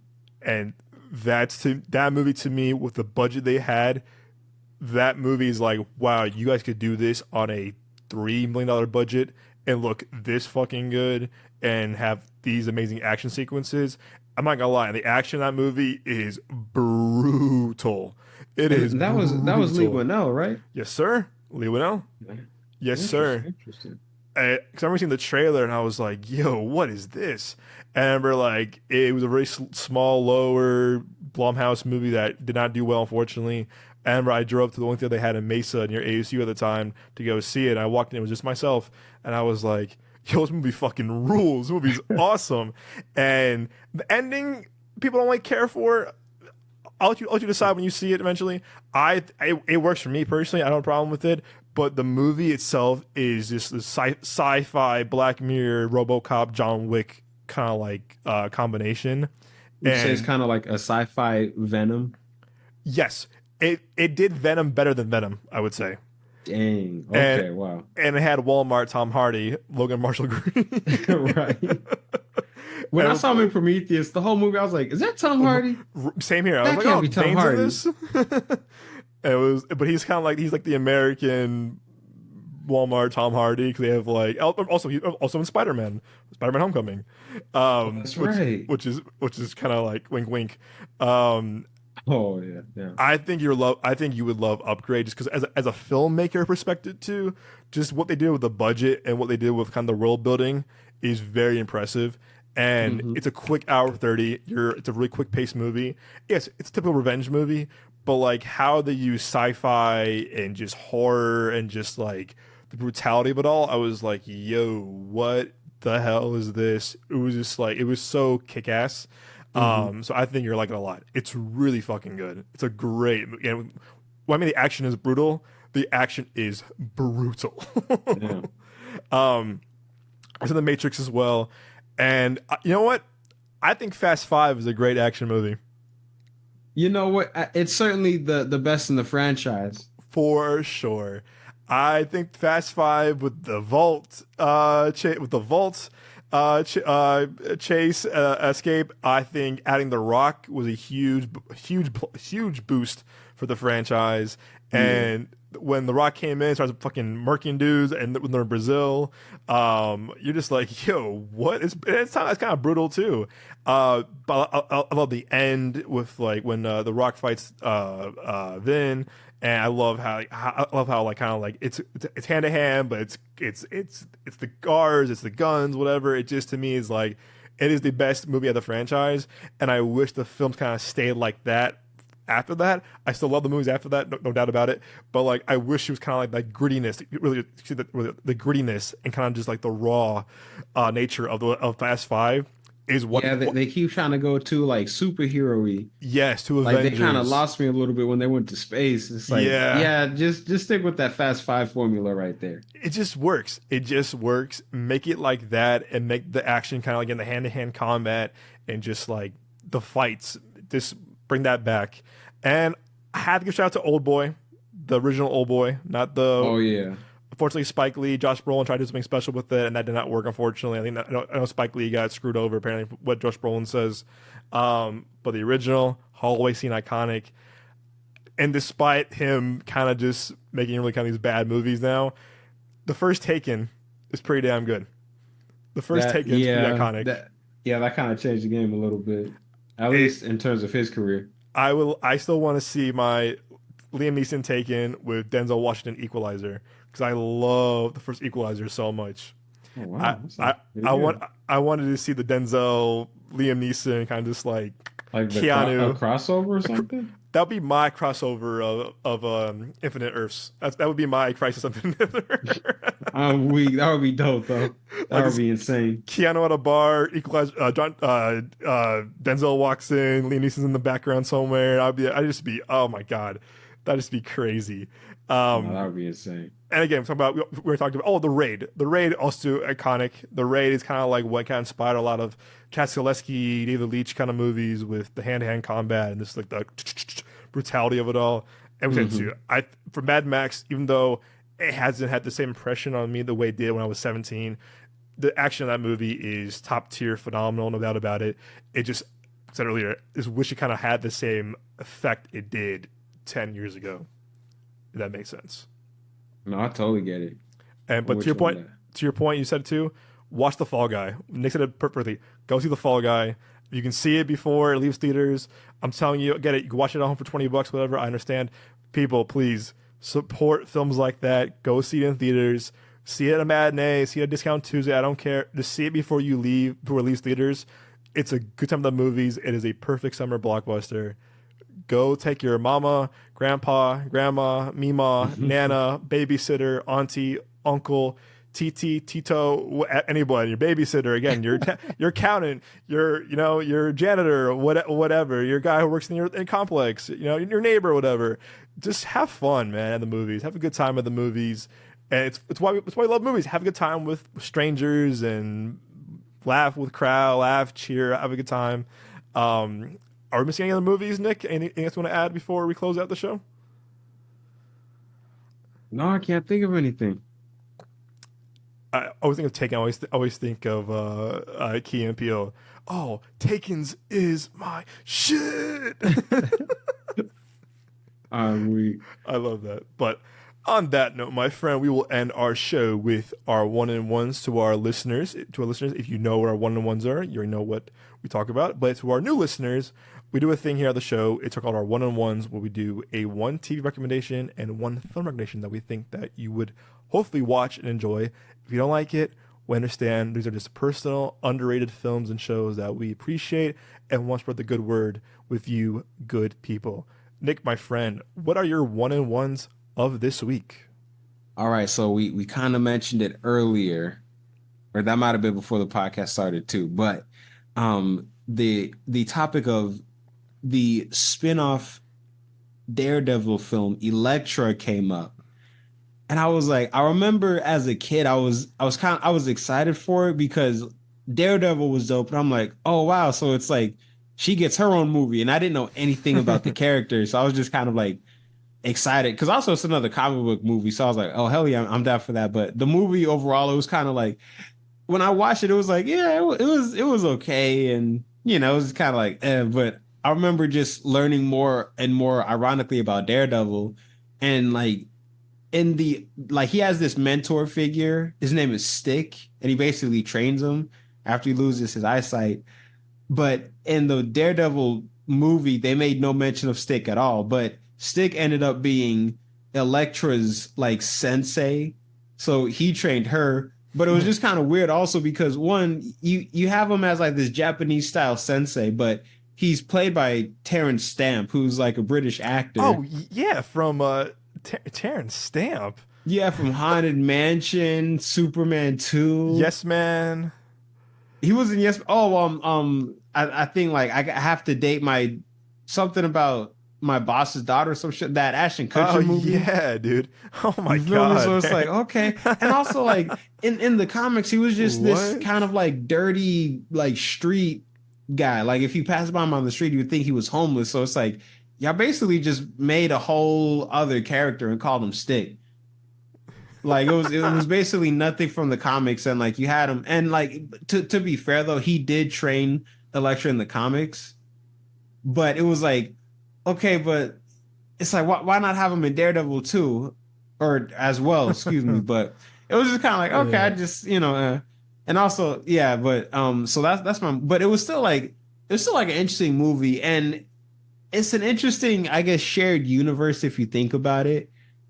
Yeah. Because also there's a deleted scene where like she's actually talking to Matt, or it's either like a dream or a like hallucination, but it's basically Ben Affleck's like only scene in the movie, but they had cut it.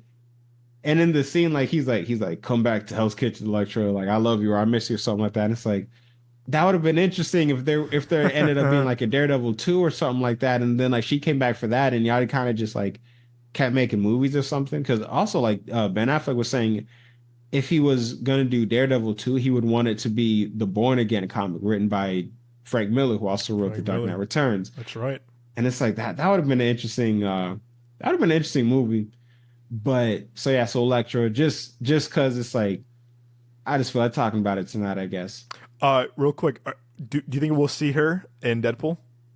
You know what? I think so. I think Okay. if anyone could if anyone could revive that character and have people actually like, I guess, enjoy it, like be more entertained by it than they were by the original movie, it's definitely Ryan Reynolds slash Deadpool. Well, that was a spoiler now, but IMDb, she's credited as Elektra in the movie.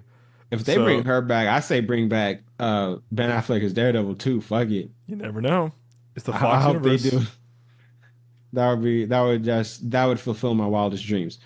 But for my show, this is an interesting one because it's actually just a pilot for a show. It's called Ooh. Aquaman, starring Justin Hartley as Aquaman. And for those of you who don't know, Justin Hartley was the Green Arrow on the show Smallville.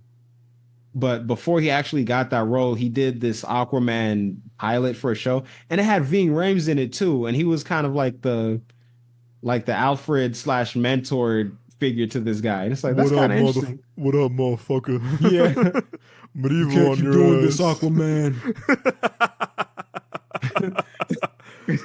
and like every Mission Impossible movie, he's like, Ethan, you can't keep doing this. Ethan, we're better than this. Come on, Aquaman. You know this ain't right, man. What's the line from Pulp Fiction gonna be? It's gonna be this. Leave me. It's me and this soon to be dead motherfucker right here. Yeah. I'm about to get medieval on your ass. Yes. But but yeah, so it's like that's just kind of interesting to Oh me. my But like God. the show, it didn't get picked up after that, so it's just a pilot. But after the pilot, I guess they liked him over on the CW, and that's kind of how he got the role of Green Arrow. And so yeah. I'm sorry, I'm laughing because I sent you the poster of the show, and it's not what like I think of Aquaman. I texted Oh yeah, it was kind of whack. Okay, I just texted you. That's wow. Oh my It's like a god. bad like Nicholas Sparks, the kind of like coming of age like For real, thing, like this looks summer this looks like camp. when you're watching Drake and Josh and you see Right. like the fake ass movie posters in the back and you're like, it's the type of shit that they just wouldn't make and like this is it because it's like Oh, what is man. actually going on here? Oh, you're Because I cracking think me that's up. supposed to be like like Aquaman's love interest. And the big Rams is in the background, just like looking at. Yeah, he's saying in like a kind of like ghostly spiritual voice. Yeah. Can't keep doing this, Aquaman. So wait, Marco, Aqua on your bitch ass. Didn't Alan Richardson play like an Aquaman type? He played Aquaman on Smallville actually. Okay. Okay. That makes sense. That makes sense. I remember That's like interesting. Yeah, it's all connected. that makes. They should have had him cameo in Oh, what the Aquaman 2 hell? or The Flash or something. Shit. What the hell? What the hell? What is this? I'm looking at Alan Richardson's outfit. What the hell is this? Yeah. One thing about Smallville is like all of the costumes were basically just like leather jackets that just kind of were like in the same color as like their suits from the comics. Like the costumes really like, dude, when you look, they had like the Justice Society on this. So they had Hawkman and Dr. Fate, and their costumes were straight garbage. Because like Dr. Fate he's like all magical and Yeah. shit, but you literally see the zipper in the front of the suit. It's like they did the best with what they could at the time, I'm sure. Cause like it is kind of faithful to the comics, but it's like it's faithful to the comics, but with not the best budget. But it's still Yeah. kind of like, especially compared to now, it's like, yeah, that's a bit rough. But it's like I could tell y'all were doing the best that y'all could. This is like Party City Aquaman. This is like when your mom says, "Oh, we have Aquaman at home." This No, is for real, dude. His first episode, like, because it was the early 2000s, they played him like a surfer dude. Yeah, I could see that. I can see that. And it's like, wow, that's a little cliche, but like, I mean, yeah, I get it. It just seems kind of like, okay. Yeah, this is again. This is, look how young he was too. Look how young Al Richardson is too. Yeah, because he was like in his 20s. Yeah, now he's like First off, this fucking pose is buff. crazy. Yeah, so for our listeners, there's a pose like you kind of like a hip hop, like like you He look at about to drop a me, like mixtape, man. that's what it is. Yeah, that's what I'm looking at right now, like online. Just look up Alan Richardson, Aquaman. And he's wearing this like really kind of weird like Party City like Aquaman, like when your parents make your own Aquaman costume for you. This is what it reminds me of, and he's doing this kind of like look at me like I'm real as the streets pose. Right. That's hilarious. Wait, where can people watch the Aquaman pilot? Yeah, I think actually give me 1 second because I think it might even be on YouTube. YouTube, that makes sense. I wouldn't be surprised if it was on the CW website. Let me see. YouTube. It aired July 2000. And so why was it canceled? It just wasn't received well, I assume. I think so. I think it was just like it didn't really hit like that. And That's it's a like, shame. and I wouldn't be surprised if like Smallville kind of had something to do with that as well. Because it's like, yeah, we're probably just Yeah. gonna do like a different version of Aquaman on the Smallville show. So what's the point? Because also, it's not like Aquaman can compete with Superman. Not like that. Man, Not even in yeah. television. This the photo that they use on IMDb with him in the water and then like the majestic like the Ving Rhames in the elevator. My God. It's so funny. Yeah, I'm not seeing it on YouTube. Let me see. And I'm sorry. also, there's I think this is a bootleg DVD, but like, look, there's like, if you look up online too, guys, there's a DVD like of it, and he's doing the same pose Al Richardson's doing. Oh my God. Oh, you can watch it on Prime Video. Interesting. Directed by Greg Berman. I thought you were about to say Greg Berlanti, bro. That would have been hilarious, dude. That would have been full circle. Yeah, Big Rams, man. He's just trying to get that check. um, man, man. All right, so hard following that. I'm not gonna lie, because that's pretty iconic. What you just. Hey man, um, that's what I do. That's who I am. um, Iconic.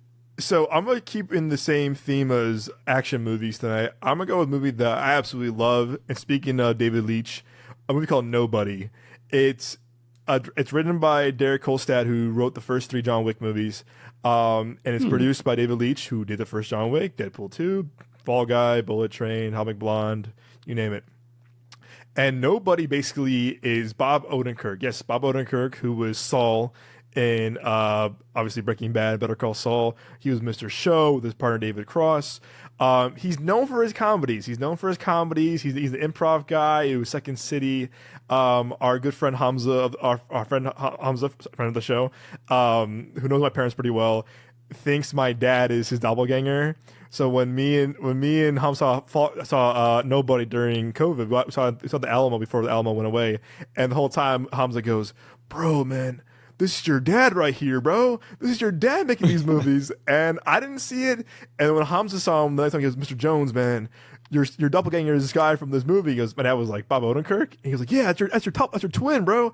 And my dad was like, "I don't really see it. And I don't really see it either." But Hamza's convinced that like my dad is doppelganger is Bob Odenkirk. I don't really see. I can see maybe a hair, maybe the beard a little bit, but not like the actual like.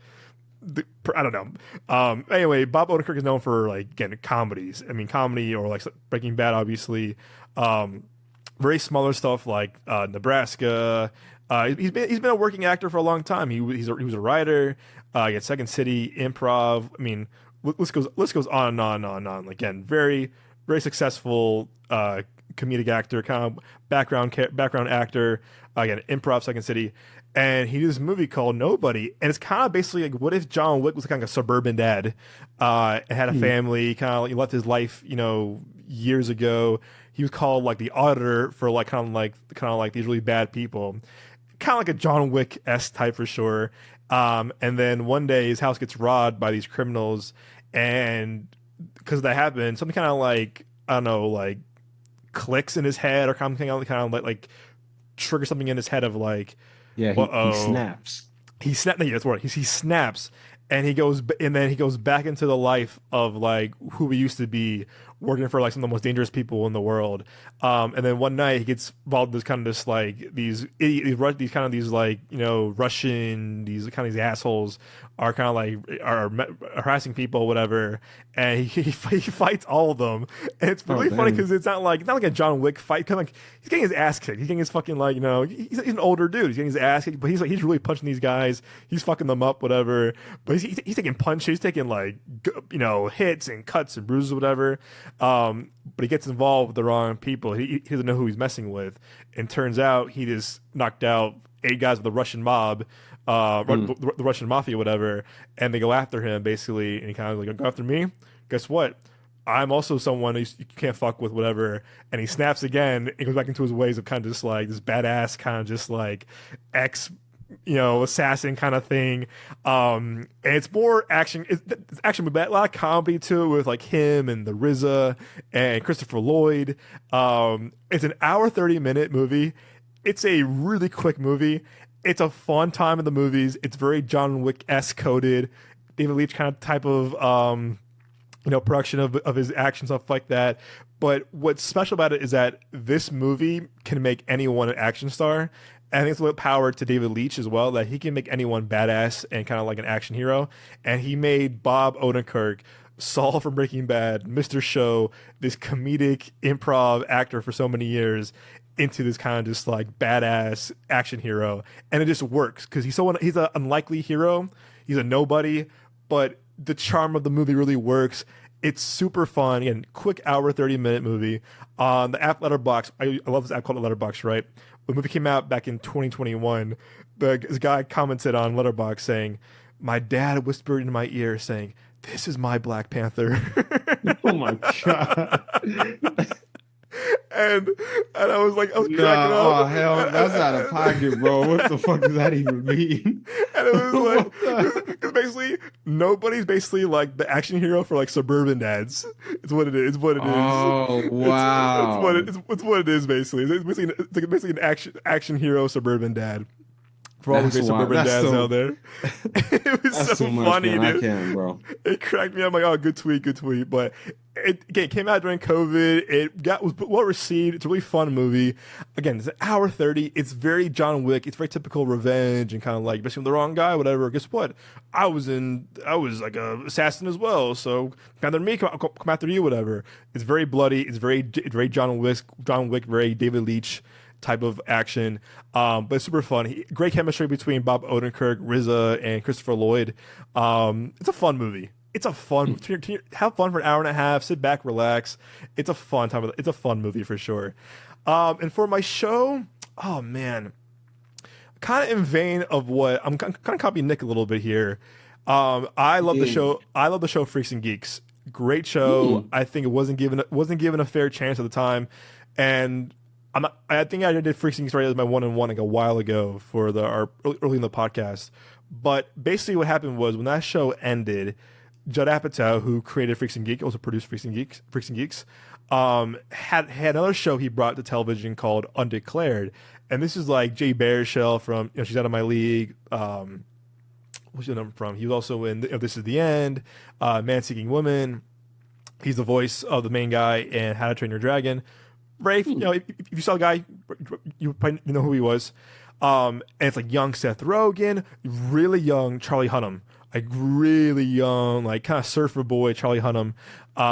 And it's a lot of cameos too from like young stars, like young Kevin Hart, young Jason Segel, Adam Sandler makes a cameo. And basically it's kind of like Undeclared. It's kind of like this college in like somewhere in California. They're kind of just like, it's their first week of college, whatever, first kind of few months of college, all freshmen, kind of like in the dorms, whatever, kind of like figuring out like college life and just kind of like friendships, getting laid and kind of like going to class, whatever, or in dining hall, getting your first job. And it's very kind of like a spiritual sequel to Freaks and Geeks. Okay. All different characters, but like it's a young, like rising Charlie Hunnam and Kevin Hart and Jason Segel, and Jay Baruchel, Seth Rogen, whatever. But it's a really fun show because not a lot of shows are like about like based off of like kind of like a comedy about like your first few weeks in college or whatever, and like like the roommates and who you're gonna be friends with, and you're going to dining halls, whatever, and classes, whatever. Unfortunately, the network did the same thing to this show as well. Canceled it way too soon, and you can only find it on YouTube. Actually, you Oh can't buy it wow. anywhere. You can't stream anywhere. You can only watch it on YouTube, I believe.